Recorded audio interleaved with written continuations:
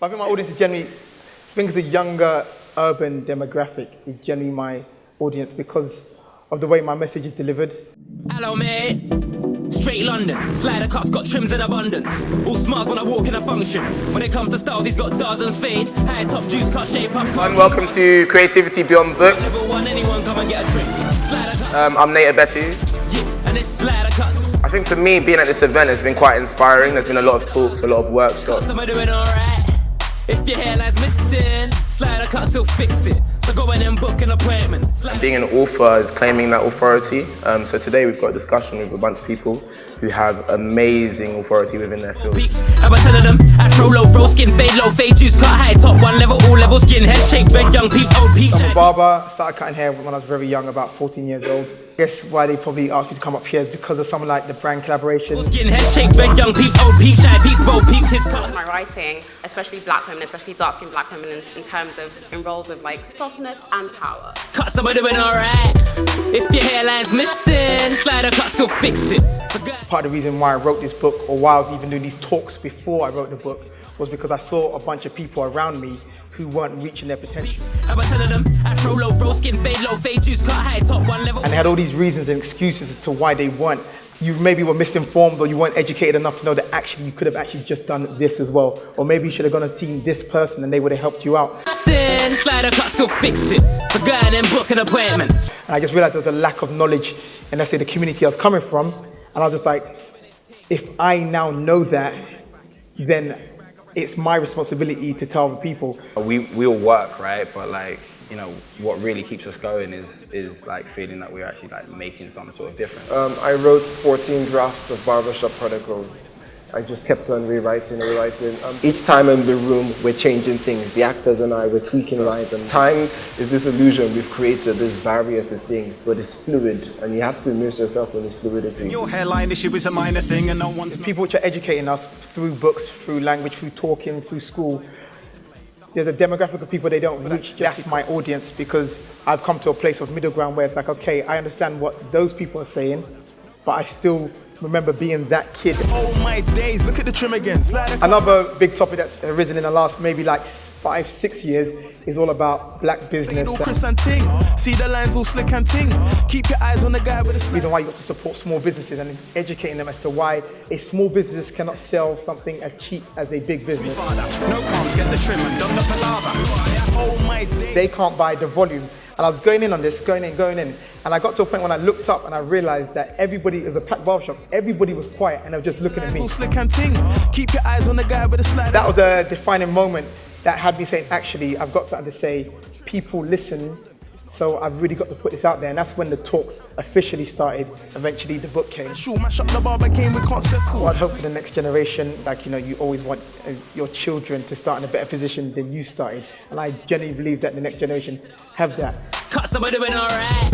If your hairline's missing. Because even with the things which happened, which I saw with, let's say, working class black people, wasn't the fact that they just couldn't get money, so they couldn't run businesses, or, you know, things were just stacked against them. It was always for me to do with lack of knowledge. Open is cut after cut, till I have to say cut, wrap it up. We could be here till morning. Every time I spoke to businesses which were failing, it was always to do with the fact that they just lacked knowledge. I was like, you know, you were closing down, so what did you do?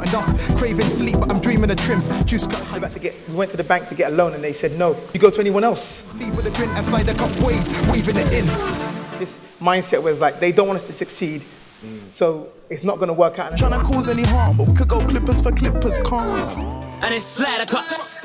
S to the L to the I to the D to the E to the... We don't want to say it, but we've all complained about black businesses, whether it comes to barbershops, hairdressers, restaurants, and we complain about the way they've run. And I feel like the next generation are the change in that. So my hope is that I'm not going to go into like the random Caribbean, African barbershop, whatever it is, and they say they open at 10 and they're not there. Open is cut after cut, till I have to say cut, wrap it up. I feel like the next generation, these type of things won't be happening, or it shouldn't be happening with them, because they're a lot more informed and educated. Craving sleep, but I'm dreaming of trims. In the creative field, I feel like there isn't so much direct line of success. It's kind of like you're here and then you're there, and then when you're multifaceted, it's like how do you understand when you've been successful, and how do you know when you've kind of got into your stride, if that makes sense? I think in order to push forward, probably that's the place you kind of live in. Although I'm a bit different, 'cause I'm like, you know what, well, accept that you're being successful, you know, enjoy it, but still be pushing forward. E to the R to the cut, some are doing alright. But I understand for a lot of people, it's hard to almost accept that success and not get comfortable as to why people are always thinking about the next thing. Why it's actually probably better to not see yourself as successful, because then you're still always pushing.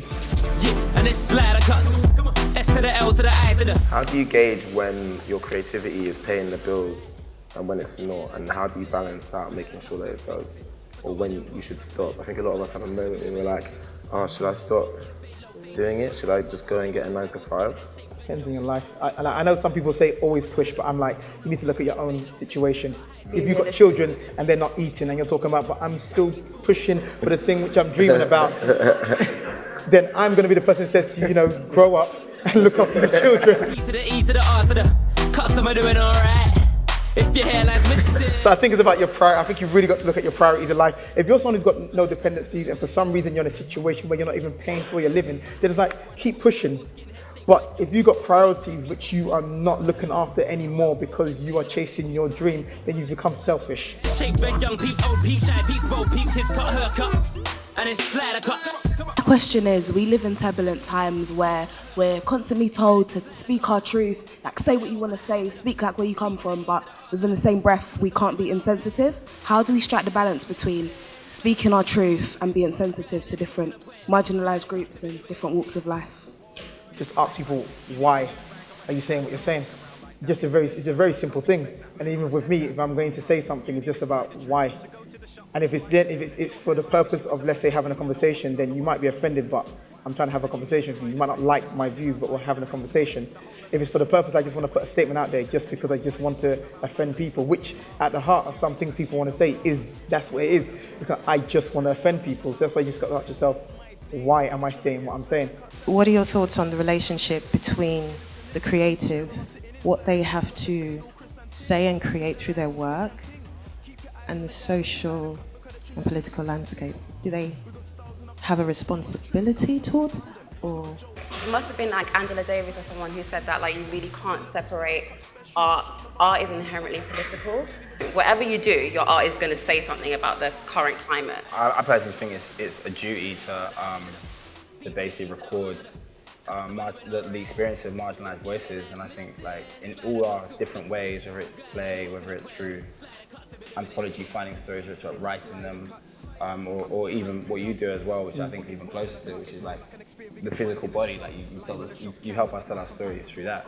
I think it's vital that we record it, because otherwise, who else is going to do it? You're responsible over the issues you see in life. So I can't directly say that you should be doing this for that reason, or you need to make sure this is changed, or speak to these people. But I always just, like, my general thing when I'm talking to people is, whatever issues or anything you complain about, is what are you doing about that? Morning I stop, sunrise and drop, I'm still in the shop. 16-hour shifts, the grind is too much, but I can't give it up, cause the grind's not enough. Craving sleep, but I'm dreaming of trims. Juice cut high top, fade into skin. Two scratch Kel King, leave with a grin, and Slidercuts wave, waving it in.